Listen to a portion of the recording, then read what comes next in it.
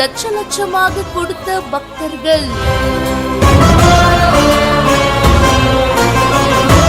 கத்தை கத்தையாக குவிந்த ரூபாய் நோட்டுகள்.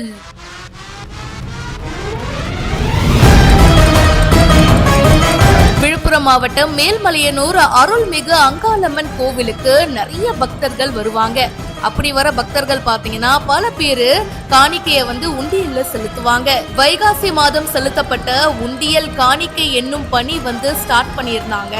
சோ இப்ப மொத்தமா 42,60,855 ரூபாய் பக்தர்கள் காணிக்கையா செலுத்தி இருக்காங்க. தங்கம் 55 கிராமும் வெள்ளி 263 கிராமும் கொடுத்திருக்காங்க.